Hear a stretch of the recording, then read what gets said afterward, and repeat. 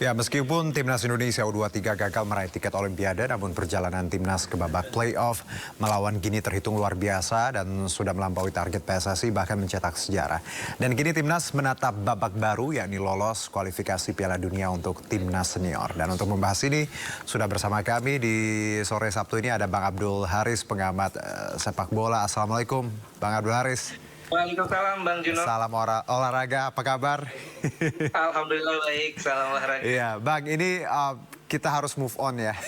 Namun tentunya banyak pelajaran di kemarin bagaimana Piala Asia dan juga pra-Olimpiade. Namun kalau sebelum kita bicara kualifikasi Piala Dunia, bagaimana Anda melihat catatan yang luar biasa yang ditorehkan Garuda Muda kemarin? Iya, saya pikir yang ditorehkan oleh Garuda Muda memang kita belum mampu lolos ke Olimpiade Paris 2024. Tapi saya melihat ini bukan kegagalan, justru ini adalah sebuah pencapaian yang luar biasa ya. Karena datang sebagai debutan, tim ini juga hanya ditargetkan lolos fase grup alias perempat final 8 besar.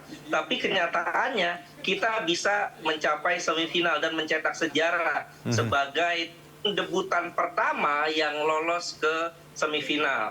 Dan yang kita kalahkan itu bukan tim sembarangan. Ada Australia dan Yordania pas grup. Kemudian Korea Selatan di perempat final. Dan kemudian kita memang kalah dari Uzbekistan dan Irak di semifinal dan perebutan tempat ketiga. Tapi saya pikir apa yang ditunjukkan oleh Garuda Muda ini sebuah keberhasilan yang luar biasa. Dan ini bukan akhir. Ini adalah langkah awal sepak bola Indonesia menuju ke jenjang yang lebih besar. Oke, jadi kalau kita berkaca pada kemarin semifinal dan juga pra-Olimpiade yang kita lihat bahwa memang hasilnya belum seperti yang kita harapkan, tapi tentunya melihat kerja keras Garuda Muda ini tentunya ini apresiasi tertinggi ya Bang ya. Untuk mereka yang muda debutan tadi bisa melangkah sejauh itu. Nah, kalau kita sekarang bicara mengenai kualifikasi Piala Dunia, ini kan memang lagi-lagi medannya juga berat dan formatnya baru nih untuk tahun-tahun mendatang ini. Anda melihat babak kualifikasi ini dan format yang baru, bagaimana kans kita untuk melangkah lebih jauh, Bang Abdul Haris? Ya, kita sekarang ada di peringkat kedua di grup F ya. Betul. Di bawah Irak. Kita sekarang punya poin 7. Sementara Vietnam hanya punya poin 4. Ya, artinya satu kemenangan lagi kita akan punya poin 9. Ini membuat Indonesia satu kemenangan saja akan lolos ke putaran ketiga ya, kualifikasi Piala Dunia. Kansnya sangat besar sekali karena 2 pertandingan terakhir di putaran kedua ini Indonesia akan main di kandang sendiri, menjamu Irak tanggal 6 Juni dan menjamu Filipina di tanggal 11 Juni. Anggap saja kita kehilangan poin saat menjamu Irak, tapi kita kemungkinan besar bisa menang lah menghadapi Filipina, sehingga poin kita 9 dan ini memastikan kita sudah lolos ya untuk bisa ke putaran ketiga. Oke, jadi memang kalau kita lihat ke depannya dengan agenda 2 ini paling tidak kita bisa mencuri poin ketika bertandang melawan Filipina ya, Bang Abdul Haris ya. Oke itu. Nah, kalau kita lihat tadi Bang, format ini kan menarik bagaimana Piala Dunia menerapkan format baru dengan menempatkan tadi posisi-posisi atau opportunities baru untuk jatah khususnya wakil Asia ada lebih mungkin 8 ya kalau saya tidak salah. Apakah 8 slot ini? Apakah ini menurut Anda bisa menguntungkan kita atau 8 ini juga spot atau memang slot yang cukup challenging untuk Indonesia? Ya, saya sepakat ini challenging ya. Artinya ini tantangan buat Indonesia. Coach Sintayong kan juga ingin Indonesia bisa lolos ke Piala Dunia 2026. Tapi kalau saya secara realistisnya ini step by step lah. Prestasi kita step by step. Jangan juga kita berharap prestasi instan ya. Karena memang yang ada 8 kuota, 8,5 bahkan 8 kuota setengah, 8 yang lolos langsung dan setengahnya ini adalah 1 yang tidak lolos dari 8 itu akan bertanding dengan playoff dengan zona lain, baik itu Afrika ataupun CONMEBOL ya.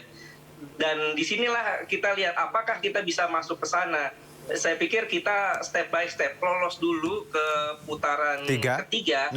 Nah, nanti di putaran ketiga kan akan dibagi beberapa grup lagi. Kalau seandainya kita bisa finish di 2 besar dalam putaran ketiga itu, kita bisa lolos langsung. Atau kalau masih belum bisa, kita bisa melalui putaran keempat. Kalaupun di putaran keempat kita masih gagal, kita bisa melalui playoff ya di putaran berikutnya. Artinya memang step by stepnya banyak. Tapi kalau saya berpikir kita realistis dulu, step by step dulu.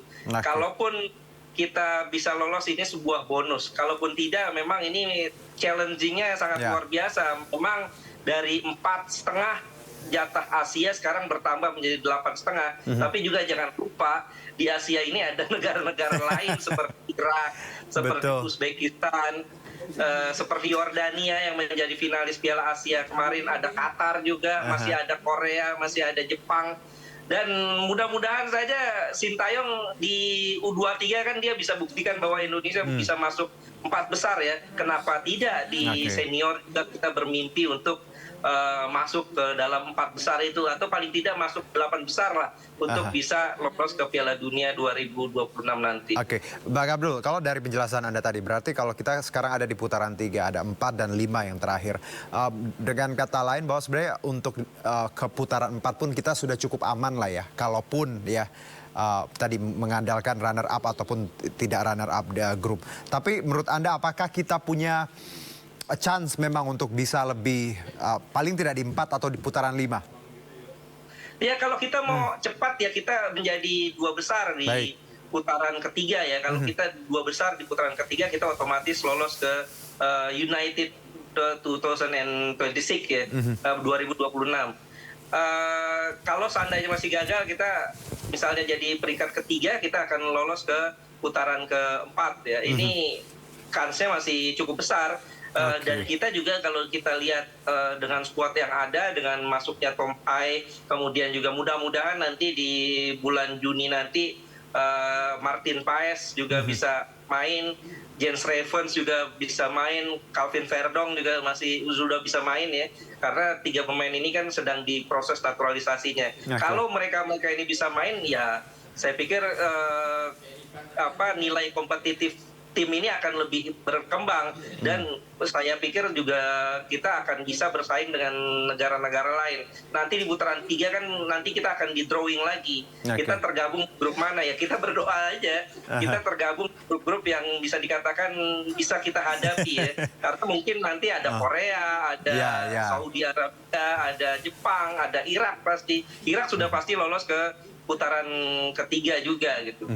Baik, Bang Abdul, kalau bagaimana tadi Anda bahwa hitung-hitungannya seperti itu.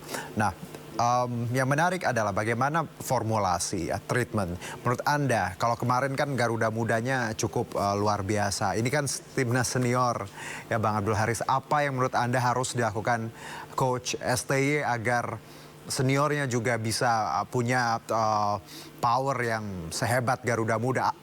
Ada hal yang perlu kita jadi concern di sini, Bang Abdul Haris? Iya, memang agak beda ya antara timnas senior dengan tim U23.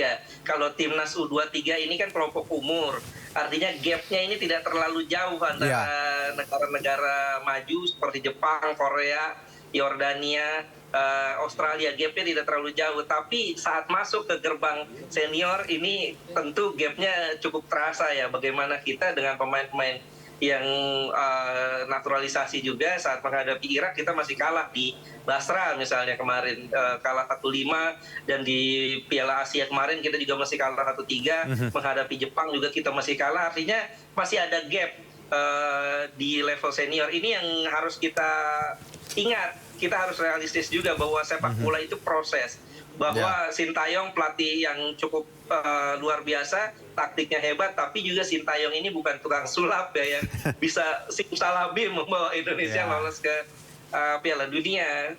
Dan mudah-mudahan ya Coach Sintayong ini bisa meningkatkan mentalitas para pemain kita, itu yang paling utama, karena kesuksesan Timnas U23 kemarin di Piala Asia U23 2024 adalah yang paling utama adalah mentalitas. Dengan mentalitas mereka bisa tampil percaya diri. Kita bisa lihat kemarin di Piala Asia tim U23 kita bermain berani build up dari belakang. Mereka berani pegang bola, berani oper-operan di belakang. Ini yang tidak pernah terjadi sepanjang sejarah sepak bola kita.